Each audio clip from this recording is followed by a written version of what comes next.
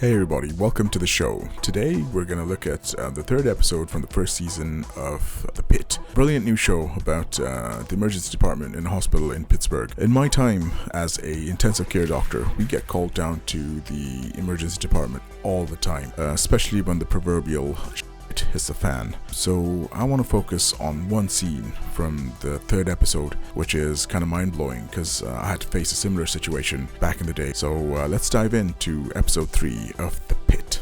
Hospital. This is Hank? Oh dear. What happened? Oh, nothing. We were just framing, and my buddy Joey comes in. He says a guy walks into a bar with a nail in his head, and then he points his nail gun at my head. So what would you do? So I freaked out, and then in the ensuing melee, he Oh great. Do you see where that nail is? Yeah, it's lodged in his chest, and it's lodged just above his heart, and you could see it jumping up and down. That means it's either lodged in his heart or in one of the great vessels. I think it's in his heart. Well, let's keep watching. shoots me. Melee? Yeah, you know, like a scuffle, like a Donnybrook. What, you think because I work construction, not a hospital, I don't have a vocabulary? Oh yeah, tier 1 trauma. Yeah, that's gonna be this is life-threatening. And I like, melee brings me flashbacks of Monkey Island. So let's see how they're gonna handle this. They're gonna have to call cardiothoracics, which are the surgeons and the critical care team that handle anything to do with the heart or the lungs and the chest in general. But let's keep watching. Definitely intracardiac. I gotta tell you, this fucking Intracardiac. Try and relax and dial down the F-bombs. We have children in here. hurts. You want me to stop swearing? Take the nail out of my heart, and please. Yeah, so patients sometimes, especially in the emergency department, they will swear a lot. Sometimes they're in a lot of pain, a lot of distress. They will swear. Totally normal, and we just go with it. Hank, stabilize the nail. Hank, we need to cut your shirt off. That's bad. You're gonna buy me a new one. You can have your pick out of our lost and found. Ooh, how did this happen? Framing nail incident with deep penetration of the left chest. Hank, you take medicine every day? So that's good. They're gonna try and stabilize the nail. So the last thing you want to do is get it dislodged. You say that to the beagles too. Pulse 120 BP, 100 over 65.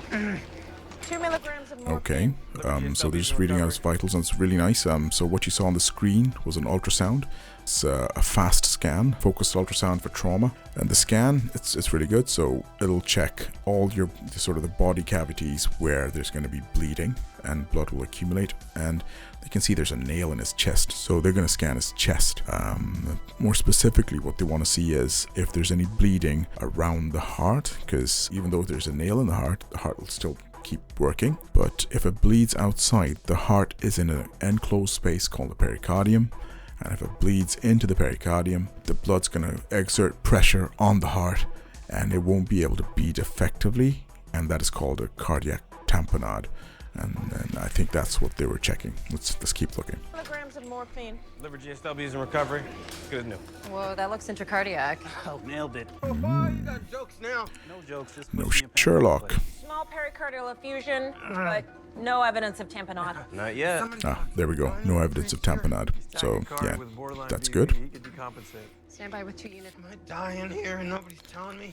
Possibly. There is blood collecting in the sac around your heart. You need surgery before your heart stops from the pressure around it. Well, just pull the nail out. That would definitely kill you. Oh, that's the last thing you want to do. You never, something stuck in your body, don't pull it out. Don't do that. I think it's common sense now. Most people will not do that. And what scares me most in emergency medicine is young, healthy patients who come in who are looking distressed. If you got elderly and frail patients, you know when they're ill because they're going to crash. But young patients, what will happen is they'll hold their blood pressure, they'll stay awake, conscious, and they will compensate for whatever injury they've got until they can't, and they will collapse suddenly. So young patients, and kids especially as well, scare me if they're unwell. So you gotta be really on your toes with them. Let's keep watching. I want a second opinion. Where's my fucking phone? I can Uber to Presby and find a real hospital. Or I can take him in 10 minutes. 10 minutes. Intubate him first. Sooner the better for all of us. Haha, good one. So they want to intubate him. They're making a little joke. He's going to go into the OR anyway, so he's going to have to be asleep. They're going to have to intubate him. That means they're going to put him off to sleep, put him on a breathing machine, which will breathe for him via an endotracheal tube, which will go in his mouth into his windpipe. And the other reason is the one they're joking is probably in a lot of pain, might be a little bit delirious. And the best way to do that, to control that, is to intubate them. And I always say, as a critical care doctor, I love my patients when they're intubated. I don't like them when they're awake and agitated. And yeah, it's for the patient and for the team as well. It's better to have him quiet and compliant. Great. 120 of sucks, 100 of ketamine. Your body. You're up. Good for cocktail. Really? Now, Sucks and ket. Move. Or ket and sucks. No opiate. I can start the stimmy with Mel.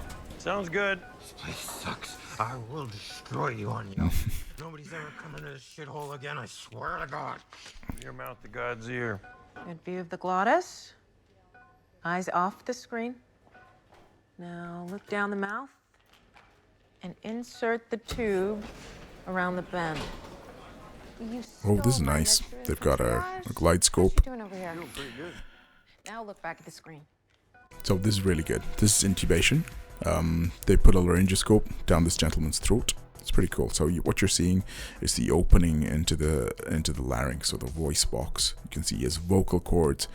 Yeah, he's putting the tube in. Advance through the cord. They've given him a mixture of medications that's put him off to sleep as well as paralyzed him. Yeah, that sounds scary. And that'll paralyze all this patient's muscles, especially the ones around controlling the entrance to his voice box, and that's where that tube is going to be jammed in, and it's going to go directly into his windpipe, and then he can breathe. Yeah, pretty cool. That's a real image. I think they would have taken a recording from academia or from a previous intubation. They're playing it like they're doing it live. That's pretty neat. Pressure's down, 72-38. Oh, 72 systolic, not good. Effusion has grown. Gonna scan again. Found RV collapse. Yeah, so he's got tamponade. Oh, nice. That's very nice. Even the image, it's very authentic. We should get back to Korea. Oh, you don't want to stay for this? Yeah. There are like 30 patients still waiting to be assessed out there. Okay, so Okay. thoracotomy. Oh, they're gonna open up right here. So this is life-saving. They said 10 minutes to the OR. He's not gonna make it. He's got a rapidly expanding cardiac tamponade. They could drain the blood, so I don't know why they're gonna go for a thoracotomy, unless they want to deal with the nail right there. But they need to relieve the pressure around his heart. Let's see what they're gonna do. Hey. Did someone say thoracotomy? Crashing from tamponade. Dr. Garcia, do you think Trauma surgery gets left-sided. Thoracotomies. ED gets the right if we need to extend. Glove up, girl. You're on suction. Let's advance that ET tube to the right main stem, please. 10 blade. So, oh, that's good. I don't think I can show this, so it's gonna be blurred. And he was saying extend the ET tube, the right main stem. So he's gonna put the ET tube, the endotracheal tube, into the right lung. They want to deflate the left lung. It's called one lung ventilation. It's a bit more complicated than just somebody saying, "Oh, insert in the right main stem." But that's to make sure the left lung is collapsed. The left lung is around the heart, so you don't want to injure the lung itself as well, the left lung. So that's why he wants it, the tube to go into the right side, to the right lung. Nice detail though. Dr. Santos, how do we cut through the intercostals? Through the superior rib to avoid the neurovascular bundle. Good. Is that a retractor? Oh yeah, I don't think I can see this. Show this on YouTube. Full Oh, suction? very good. Get rid of this nail before I get poked. On it. Okay, they took the nail out. Again, I don't know whether they should have done that. I think they should have just relieved the pressure around the heart, but I don't know, they were trying to be dramatic. I would have waited till to the operating theater to do that. One, just relieving the pressure, doing what's called a pericardiocentesis, relieving, sort of letting the blood out from the pericardial sac would allow the heart to beat more effectively. It was beating fine when the guy came in. Prefer him if he was in theater, in the operating theater, but they took the nail out maybe for dramatic effect. But if that nail was through and through, he'd start bleeding. But you can stitch it up, but it's gonna be messy. Intact. One piece. Yeah. Forceps. Check to make sure everything's intact. Whatever you take out, you know what a nail looks like. Finger on it. First unit is in. Pressure's up. Heart is feeling well. Throwing their hearts off the mattress and we're out of here. Stop the bleed while I sew. Oh yeah, that's cool. They're gonna put a single mattress suture. It's not gonna be that clean. That sort of trauma, it's extremely messy. It's gonna bleed everywhere, even with the suction that they're gonna apply. But it's pretty cool. I mean, I don't think I can show this on YouTube, but the heart, it looked real. I don't know whether they got animal heart, something like that. You know, pig's heart. That's what we use for sort of educational purposes. Pig, sheep, whatever. And it looks pretty real. Pretty cool. Not exactly how I would have done it, but anyway. Yeah, I've been really, really careful about taking that heart out, taking that nail out of the heart. Hey, thanks for watching till the end, and if you like this sort of thing, give me a subscribe. So everybody just take care, and see you in the next one.